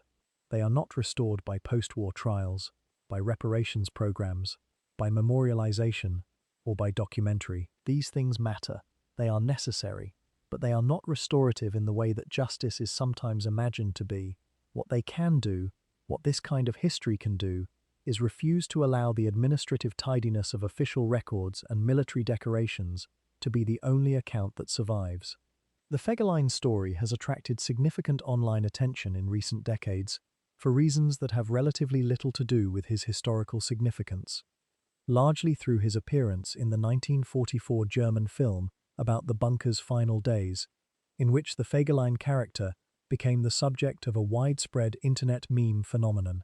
The meme, which typically uses scenes of Hitler's rage at Fegelein's disappearance as a template for jokes about contemporary frustrations, is funny in the specific way that absurdist humor about profound historical disasters often is funny. The humor of incomprehension, of the mind finding relief in the distance between the catastrophic and the mundane. But the meme, for all its viral energy, extracts Fegelein from the context that gives his story its actual weight: the Pripyat marshes, the regimental orders, the 23,700 estimated deaths. The context that makes the man not a punchline, but a document. He was both. That is what makes the history difficult and necessary. Chapter 13. The Bunker in its final hours. There is a peculiar quality to the last days of a collapsing regime, a slowing down, a compression, where events that would normally take months are pressed into hours, and every decision carries the weight of finality. The Führerbunker in April 1945 was this compression made physical. A concrete labyrinth, roughly 8 meters below the garden of the old Reich Chancellery, divided into roughly 30 small rooms arranged across 2 levels, the upper section housing the household staff, the kitchen, and support functions, and the lower section, the Führerbunker proper, containing Hitler's private apartments, a conference room, an ante-room, and the cramped cells and service corridors where the last acts of the Third Reich were transacted. The walls sweated moisture. The ventilation system pumped filtered air into rooms where the air felt used regardless, heavy with the particular atmosphere of people who had been underground too long and were afraid to go back above. The generators ran continuously, powering the lights, the communications equipment, the heating, and the sound of them created a low-frequency vibration that everyone in the bunker felt, but which, after the first days, most of them stopped consciously hearing. It became part of the background, the constant mechanical counterpoint to the artillery that shook the ceiling and dislodged dust from the reinforced concrete above. By the 20th of April 1945, Hitler's birthday, the last birthday he would have, the social rituals of the court were still nominally functioning, but had become something closer to performance than substance. Senior figures arrived to offer congratulations. The birthday gathering was attended by Himmler, Goering, Goebbels, Ribbentrop, Dönitz, Keitel, and others, almost all of them aware, with varying degrees of clarity, that the situation was beyond military recovery. Hitler received their congratulations in a manner that multiple eyewitnesses described as physically deteriorated, stooped, shuffling, his left hand trembling with the pronounced tremor that had been worsening for months, and which was later attributed to advanced Parkinson's disease. His face grey and creased in the way of someone who has not slept properly in weeks. He told several of those present that he intended to remain in Berlin, that the city would not fall, that counteroffensives would materialize and turn the tide. Most of the people in the room had already begun making their own arrangements. Goering left Berlin that day, moving south toward Berchtesgaden in Bavaria. Himmler left the same day, moving north. Within days, as the Soviet encirclement of Berlin tightened around the city, most of the figures who had attended that final birthday gathering would be beyond reach, dispersed across a collapsing country, pursuing their own survival strategies, no longer in any meaningful sense part of a functioning command structure. What remained in the bunker was a residual court, a small group of true believers, trapped loyalists, and people who for various reasons found they could not leave or chose not to. Among them, Goebbels and his family, Martin Bormann, General Wilhelm Burgdorf, and General Hans Krebs, who would both choose suicide over surrender when the end came. Otto Günscher, Hitler's personal adjutant, Heinz Linger, his personal valet, the secretaries, including Traudl Junge, and, until his arrest on the 27th of April, Hermann Fegelein. The rhythm of life in the bunker had its own structure, as strange environments always do. The military situation conferences took place twice daily, a mid-afternoon briefing and a late-night or early morning one, where Hitler reviewed reports of the fighting above and issued orders for formations that increasingly no longer existed or no longer had the strength to execute them. These briefings, which had once been the central nervous system of German military decision-making, had by the final week become something closer to a ritual of denial, an elaborate daily performance in which maps were consulted, unit positions were marked, movements were ordered, and everyone in the room participated in the collective fiction that the situation was manageable. Traudl-Junge later described the specific surrealism of receiving, transcribing, and distributing orders for armies that had ceased to function as armies, of the gap between the language used in the briefing room and the reality audible in the ceiling above. Outside, Berlin was being destroyed street by street. The Soviet advance into the city, which began in earnest from the 21st of April, was conducted by forces of the 1st Belarusian Front and the 1st Ukrainian Front, converging on the city from the north and south. The fighting in the streets and buildings of Berlin was brutal in the particular way that urban combat always is, close range, unpredictable, with the civilian population of a major city caught in the middle of it. Thousands of German soldiers, SS men, Volkssturm members, the improvised militia formed from men too old or too young for regular military service, and civilians died in those final days of fighting. Buildings that had survived the bombing campaign were destroyed in the ground battle.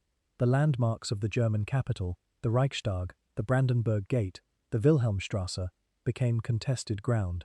For the people in the bunker, this was both immediate, they could hear it, feel it, see the effects in the growing clouds of smoke visible whenever anyone went above ground, and somehow distant, screened by the concrete and the generators and the ritual of the daily briefings.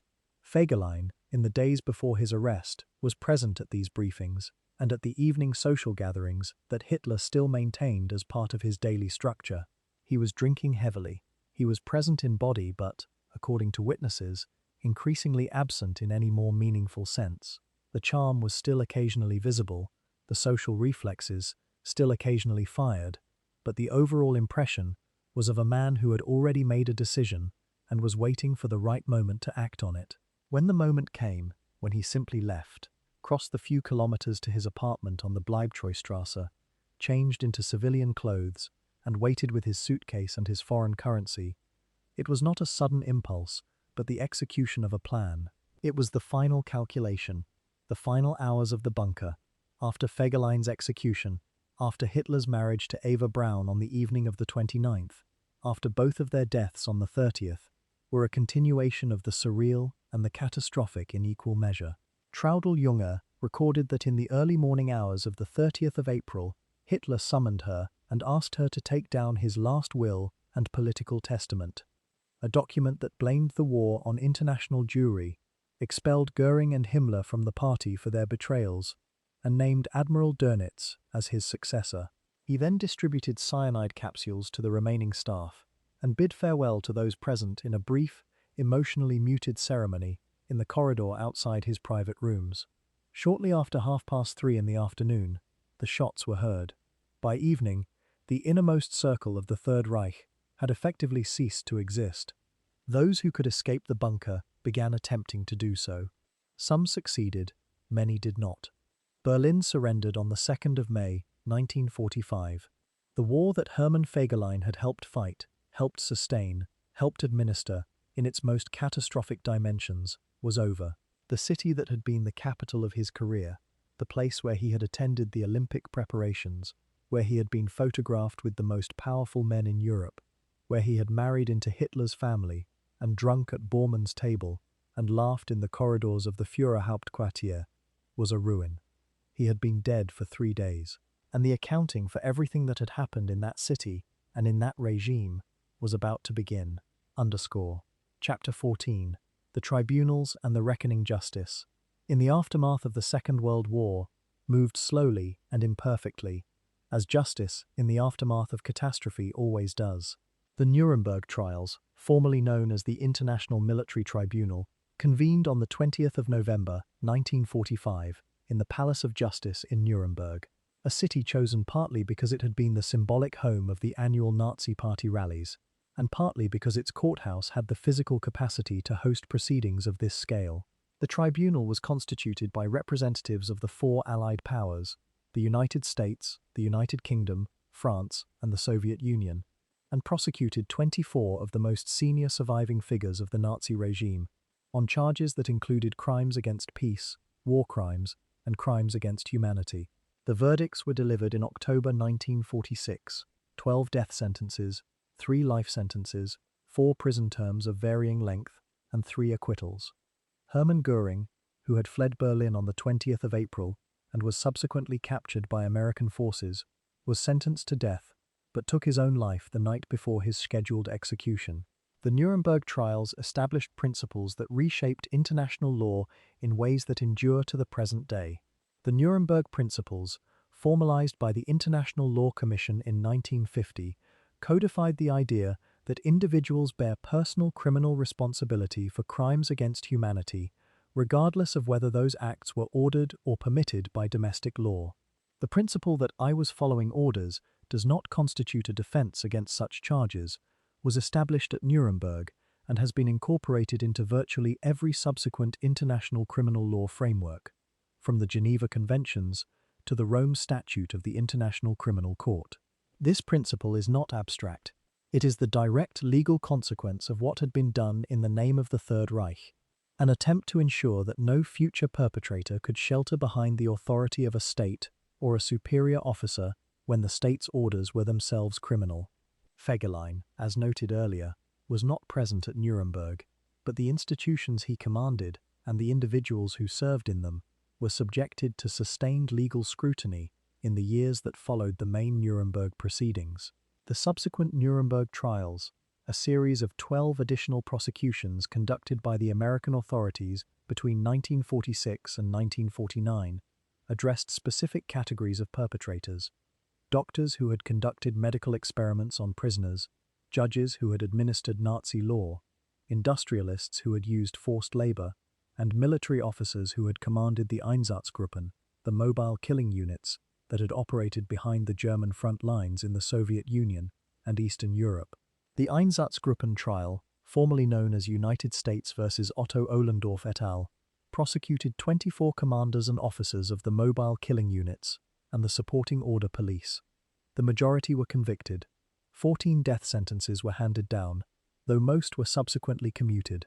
The SS cavalry formations, the specific institutional category to which Fegelein's units belonged, were addressed in subsequent proceedings that went beyond Nuremberg. The 8th SS Cavalry Division, the Florian Geyer, was destroyed in the Siege of Budapest in February 1945, encircled by Soviet forces and annihilated in a breakout attempt, with catastrophic casualties. Its records, along with those of the broader SS cavalry structure, became part of the documentary base for post-war investigations into the mass killings conducted by SS formations in the occupied Soviet territories. The work of historians including Christopher Browning, Martin Kuppers, and Henning Pieper in the decades following the war produced the detailed scholarly reconstruction of what the SS cavalry formations did in the Pripyat marshes and in subsequent anti-partisan operations, establishing the evidentiary basis for understanding those operations as deliberate, systematic mass violence against civilian populations implemented through command structures in which Fegelein occupied a central position. The post-war German legal system also pursued cases involving former SS officers with varying degrees of success. The difficulties were significant and structural. Many former SS officers had successfully adopted false identities in the immediate post-war chaos, or had fled to countries, Argentina, Spain, Syria, and others, where extradition was either unavailable or politically complicated. The early Cold War period further complicated prosecutions in West Germany, where the demands of rebuilding the country and aligning it with Western security structures created political pressure to prioritize reconstruction over accountability. The founding of the Zentrale Stelle der Landesjustizverwaltungen, the Central Office of the State Justice Administrations for the Investigation of National Socialist Crimes, in Ludwigsburg in 1958, represented a significant effort to address this gap, coordinating investigations and prosecutions of former Nazi perpetrators at the state level. What these efforts collectively established, however imperfect their execution, was a principle that the international community was attempting to hold to: that the scale of a crime does not render it unaccountable, that the passage of time does not eliminate the obligation to pursue justice, and that administrative complicity is as prosecutable as direct violence. These principles were not perfectly applied. They are still not, but they emerged directly from the reckoning with what had been done, with the records that men like Fegelein filed so carefully. the reports that documented in bureaucratic language the organized destruction of human communities across an entire continent. The reckoning was imperfect. It was also necessary, and it continues. Underscore, Chapter 15. The Survivors and the Silences. History is written from records, but records are created by institutions, and institutions, in the Third Reich as in all systems of power, documented what they chose to document, and buried what they chose to bury. The surviving testimonies of the people who lived through the Pripyat Marshes operations, the communities swept through by Fegelein's cavalry regiments in the summer of 1941, are fragmentary because the operation was designed to leave no survivors and in most locations succeeded in that design. The Jewish communities of the Pripyat region had existed for centuries before the German occupation, small towns and villages with their own particular cultures, religious practices, family structures, and community institutions that had developed over generations in the specific conditions of life in the borderlands between what had been the Russian Empire and the Austro-Hungarian Empire. These communities were not abstractions. They had names, occupations, family histories, arguments, celebrations, children. They spoke Yiddish, Russian, Polish, Ukrainian, and various combinations thereof. They had rabbis and teachers, and merchants, and farmers, and craftsmen. They had archives, in many cases, communal records, religious documents, the paperwork of ordinary community life, that were lost along with the communities themselves. The silences in the historical record of what Fegelein's formations did are not neutral. They are the shape of what was destroyed.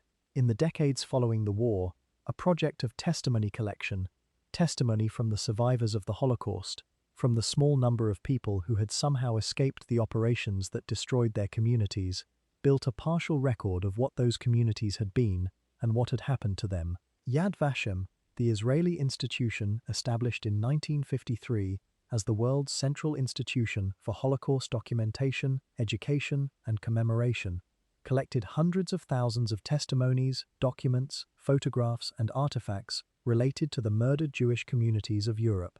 The Shoah Foundation, established by Steven Spielberg in 1994 following the production of Schindler's List, recorded more than 55,000 video testimonies of Holocaust survivors, a project of urgent necessity, given that the survivors were aging and the opportunity to hear their voices in their own words was finite. These testimonies constitute a different kind of historical record from the military reports filed by Fegelein and his regimental commanders, where the military reports are administrative, precise about operational geography and body counts, stripped of any language that acknowledged the humanity of those being counted. The testimonies are radically specific. They describe specific people, specific moments, specific sensory details, the smell of a particular village in summer, the sound of a specific voice, the texture of a particular fear. They preserve the individuality of victims that the military records systematically erased, and read alongside the operational reports. They create a stereo image of what the operations actually were, the bureaucratic skeleton, the human flesh. Both are necessary. Neither alone tells the whole story. Among the particular silences that surround the Fegelein story is the almost complete absence of testimony from within his own command structure. The men who served in his formations, who received his orders and carried them out, who wrote the daily reports that accumulated into the regimental summaries that Fegelein forwarded up the chain, most of them did not leave detailed accounts of their inner experience. The scholarship of Christopher Browning, whose 1992 study of Reserve Police Battalion 101 became a foundational text in the historiography of perpetrator psychology, established through meticulous document analysis that the men who carried out mass killings during the Holocaust were not, in the main, ideological fanatics or uniquely sadistic individuals. They were ordinary men, shaped by a combination of peer pressure, institutional authority, normalization through repetition, and the specific moral environment of a regime that had systematically redefined the targeted populations as outside the category of persons deserving of protection. Whether this framework fully applies to Fegelein's cavalry formations is a question the available record cannot entirely answer. What it does tell us is that the men in those formations operated within an institutional structure that made the killing of civilians not just permitted, but expected, documented, and rewarded, and that Fegelein, as the commanding officer, set the tone and the expectations. Regimental Order Number 42, the order to kill all Jewish males over 14 and drive women and children into the swamps, came from his command. The daily reports that tracked the numbers came from his command. The final report that systematically undercounted the dead came from his signature. Whatever the psychological experience of the individual men who carried out those orders, the institutional responsibility was clear, and it ran upward to the man whose name was on the regimental orders. The survivors who existed, the small number of people who had escaped, hidden, or been absent from their communities when Fegelein's regiments moved through, carried that experience for the rest of their lives. They carried it in the specific way that survival of catastrophic, targeted violence is carried, not as a resolved narrative, but as a permanent condition, something that does not end when the danger ends, but continues reshaping the survivor's relationship to safety, to community, to trust, to the future. The grandchildren and great-grandchildren of Holocaust survivors have been the subjects of sustained psychological and sociological research over the past several decades, research that has documented the transgenerational transmission of trauma in ways that confirm what many families had long understood intuitively, that what was done in the Pripyat marshes, in the villages of Byelorussia, in the documented operations of 1941, 1942, and 1943 did not end in 1945. It continues in the lives of the people who descend from the communities that were not destroyed and in the absences of the communities that were. Chapter 16. The Myth and the Meme. There is a peculiar afterlife that Hermann Fegelein has had, one that his historical significance alone would never have generated, and that his actual record makes deeply strange to contemplate.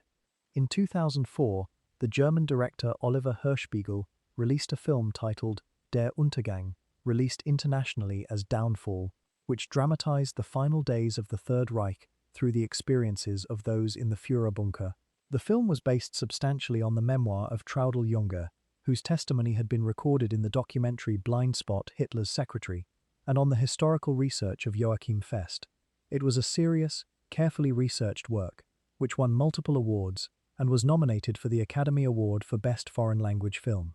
The performance of Bruno Ganz as Hitler, in particular, became one of the most discussed and analyzed pieces of acting in the history of German cinema, a portrayal of Hitler's final days that captured the physical deterioration, the emotional volatility, and the specific quality of delusion that the surviving accounts describe.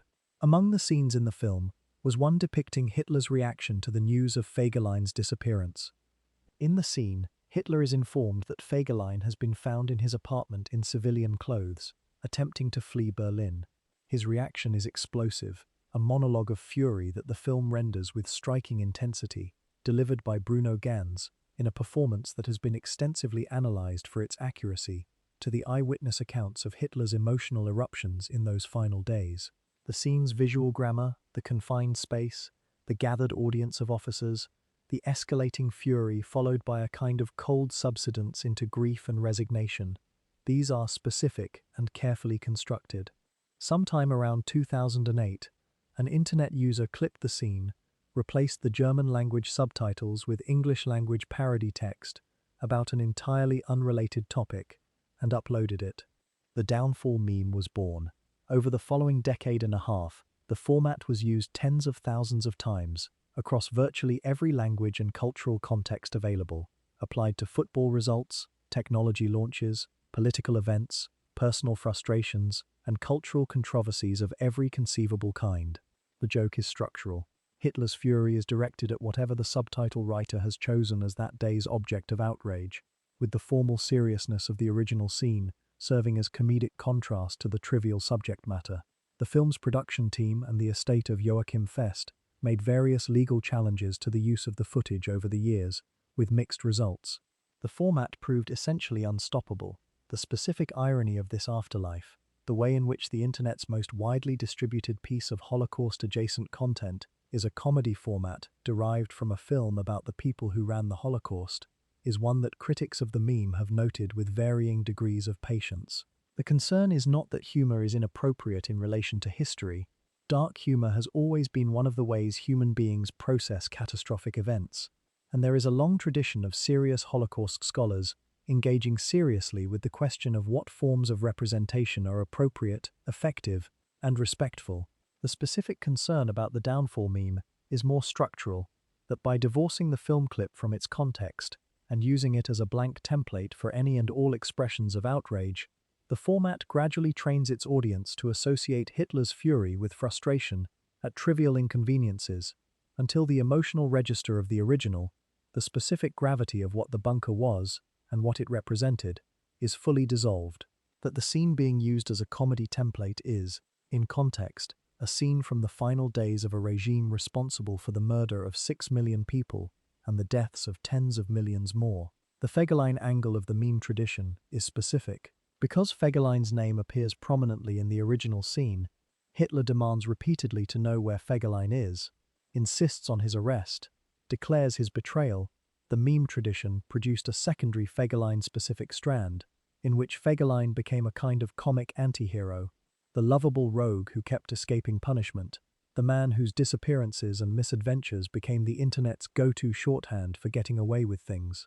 Fegelein became, in certain corners of the internet, a synonym for undetected mischief, for successfully evading authority, for the pure audacity of simply not being where you are supposed to be.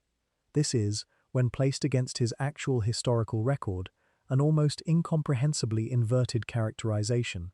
The man who became the internet's symbol of lovable rule-breaking was the commanding officer of formations that killed an estimated 23,700 people in the Pripyat marshes alone, and participated in the systematic destruction of Jewish communities across a vast swath of Eastern Europe. He was not a lovable rogue. He was a career opportunist who used a genocidal system to advance himself, and who, when the system failed him, tried to run and got caught. The comedy of his final days, the drunk court-martial, the civilian clothes, the suitcase full of foreign currency, is real. It is genuinely absurd, in the specific way that the final hours of very powerful people in collapsing systems often are. But absurdity and comedy are not the same thing. The responsible engagement with the Fegelein meme phenomenon, and with the broader downfall meme tradition, is not to demand its suppression, which would be both futile and legally complex, but to insist on the context that the meme format strips away. To say, yes, the scene is funny, in the particular way that all recontextualized media can be funny, and the man in the scene commanded formations that killed tens of thousands of unarmed civilians. Both things are true, and one of them is more important than the other.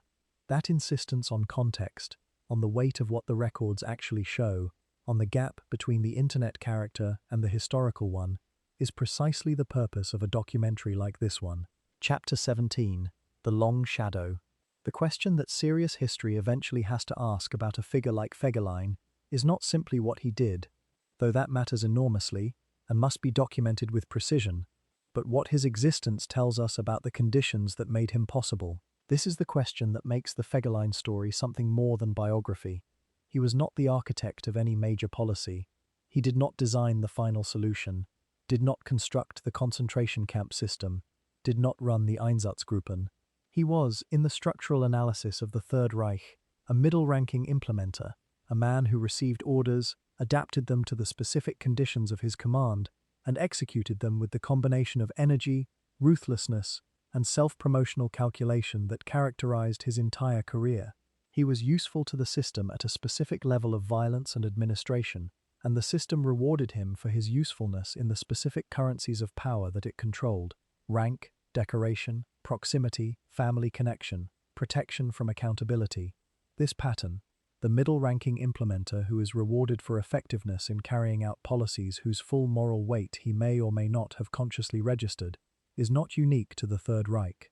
The historiography of genocide and mass atrocity has, since the 1960s, grappled seriously and repeatedly with the question of how ordinary systems produce extraordinary violence, and what the specific role of mid-level operatives, the people who translate high-level policy into ground-level action, is in that process. The work of Hannah Arendt, whose coverage of the Eichmann trial in Jerusalem in 1961 produced the concept she called the banality of evil, the idea that the most catastrophic evils of the 20th century were carried out not by monsters, but by bureaucrats, administrators, and soldiers performing roles within institutions, remains the central reference point for this analysis. Arendt's formulation has been contested, refined, and in some respects corrected by subsequent scholarship, but its core insight, that evil at scale is often institutional rather than individual, systemic rather than psychopathic, has proven durable. Fegelein fits this framework and also strains it in important ways. He was not, by the available evidence, primarily motivated by ideology. His anti-Semitism, to the extent it was genuine rather than performed, was the ambient anti-Semitism of his time and milieu, rather than the driving, fanatical variety that characterized the architects of the Holocaust. What motivated him was, as he told Traudl Jung with unusual candor, career and personal enjoyment. The killings in the Pripyat marshes, the destroyed villages in Byelorussia, the tens of thousands of dead, these were, in the internal calculus of his career, operational outputs that needed to be managed, documented, and reported in ways that reflected well on his command. He was not primarily killing because he believed in killing. He was killing because the institution he served required it, and compliance was rewarded while resistance was career-ending. This is not a mitigating factor. It is a structural one, and the distinction matters, because the implication of the structural analysis, the reason it is both important and disturbing, is that the conditions Fegelein required to do what he did are not unique to the Third Reich. Systems that reward compliance with institutional violence, that protect useful operatives from accountability, that offer advancement in exchange for willingness to cross moral thresholds, and that create ideological justifications for the targeting of defined outgroups. These conditions have appeared in various forms in various times and various places. The specific scale and the specific methods of the Third Reich were unprecedented and remain in many respects historically singular, but the structural conditions are not unprecedented, they are recognizable, and recognizing them is one of the things that serious engagement with this history is supposed to produce. The question, how was someone like Fegelein possible, has an answer that is simultaneously specific to the Third Reich and uncomfortably general. He was possible because a system existed that needed what he offered and was willing to pay in the currencies he valued. He was possible because the mechanisms of accountability, legal, social, institutional, that might have constrained his behavior were systematically disabled or captured by the same system he served. He was possible because the people who might have stopped him, Heydrich, who tried and was blocked by Himmler, the military and police courts that processed his misconduct allegations and saw them dissolved, were operating within an institutional environment in which power ultimately overrode procedure. He was possible, in short, because the conditions that make people like him possible were in place. And those conditions, the disabling of accountability mechanisms, the rewarding of compliance over conscience, the institutional protection of useful operatives, are not conditions that belong exclusively to Germany in the 1930s and 40s. The long shadow that this story casts is not primarily about Hermann Fegelein. It is about the systems that produce Hermann Fegeleins, about what happens when institutions prioritize operational effectiveness over moral accountability, about what happens when the people with the power to constrain misconduct choose instead to protect their assets, about what happens when the mechanisms of justice are captured by the interests they are supposed to constrain. The Third Reich is the most extreme and thoroughly documented example of these dynamics operating at full scale, which is precisely why its history continues to generate serious scholarship, serious legal work, and serious public engagement more than 80 years after its collapse. Not because it is unique in every dimension, but because it is documented in a way that makes the structural dynamics visible. Fegelein's story, placed in this frame, is a lesson in that visibility. Chapter 18. What History Demands. We began this story in a riding school in Munich, with a boy learning how to read a room. We end it here, in the only place that serious engagement with this kind of history can honestly end, with a reckoning. Not a comfortable one. Not one that resolves neatly into a lesson that makes the listener feel they have safely processed something and can move on. The kind of reckoning that demands something from the person engaging with it, an acknowledgement that the story told here is not separable from the present, that the distance of 80 years does not make it historical in the sense of being finished. The people killed in the Pripyat marshes in the summer of 1941 are dead. their communities are gone. The absence is permanent. That is not a historical condition. That is a present one, carried by every person who descends from a world that was unmade in those months and years, and by every person who lives in a world shaped by what was done. Hermann Fegelein, born on the 30th of October 1906 in Ansbach, Bavaria, died on the 28th of April 1945 in the garden of the Reich Chancellery in Berlin. He was 38 years old. He had risen from a stable boy and a riding instructor's son to one of the highest ranks of the Waffen-SS, earning decorations that placed him among the most formally recognized officers of his generation. He had commanded formations that killed tens of thousands of unarmed civilians in systematic operations that were among the early iterations of what became the Holocaust. He had stolen from occupied populations and been protected from the consequences. He had married into the innermost circle of the Third Reich and used that connection as insurance against the risks of the system he served. He had, in the end, tried to run and been brought back. The system he had served his entire life executed him, not for the crimes in the Pripyat marshes, not for the stolen goods, the forged reports, the misconduct allegations, for desertion, for being found in an apartment in civilian clothes, while his superior's treachery lay in a briefcase beside him. The accounting the system performed on him was, in the deepest sense, the wrong accounting, an internal disciplinary measure that addressed his betrayal of the regime, while leaving the larger question of his crimes against the populations his formations had swept through entirely unaddressed. The regime punished him for the thing he had done to it.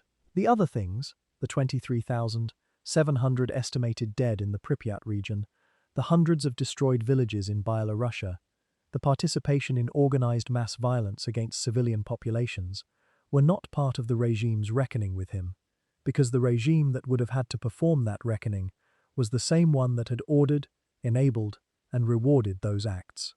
That accounting was left to history, and history, in this case, means us. It means the scholars who spent decades in the archives, establishing the documentary record of what the SS cavalry formations did. It means the survivors and their descendants, who gave testimony and built institutions dedicated to preserving the memory of what was lost.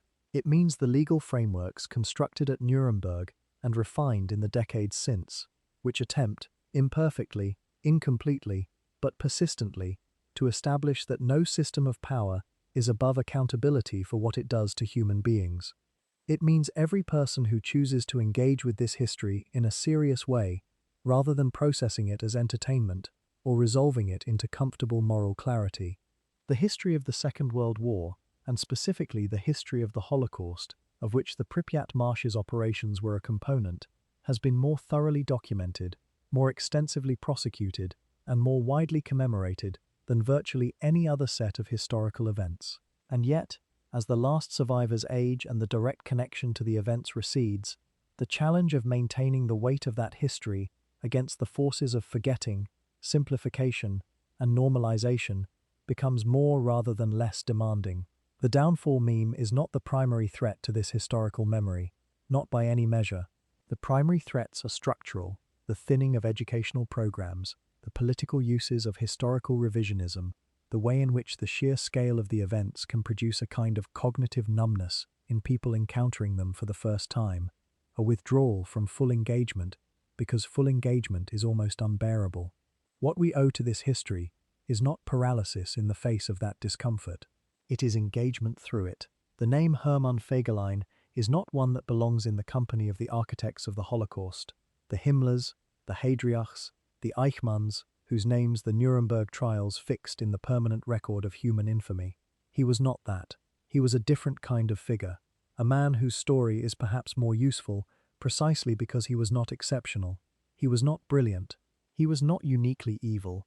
He was a man of moderate ability and extraordinary ambition, who found a system that rewarded the specific combination of qualities he possessed: charm, physical courage, moral flexibility, and a complete absence of fixed conviction, and who rose through that system to a point from which he could command the killing of tens of thousands of people and receive a medal for it.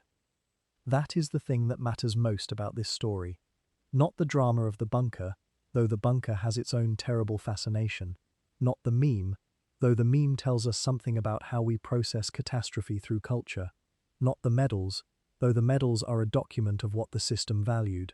The thing that matters most is what his story tells us about the conditions under which ordinary people, people without particular conviction or particular cruelty, people with career ambitions and a taste for dancing and a talent for social performance, can participate in organized mass violence when the institutional conditions are in place to reward that participation and disable the mechanisms that might constrain it. That is the lesson. That is what history demands we take from this. Not comfort, not resolution, not the safe feeling that comes from identifying the monsters and confirming that we are not among them. The demand is harder than that. The demand is to look at the conditions, the institutional structures, the accountability mechanisms, the systems that protect useful operatives from the consequences of their usefulness, and ask whether we are doing the work necessary to ensure those conditions do not reassemble themselves in our own time and our own world. That work is not finished. It is never finished. It is the permanent obligation of every generation that inherits this history to engage with it, honestly and without flinching, and to carry forward the accounting that the Pripyat marshes demand, not as an act of guilt, but as an act of witness. The boy who learned to read rooms in a Munich riding school is gone. The rooms remain, and we are in them.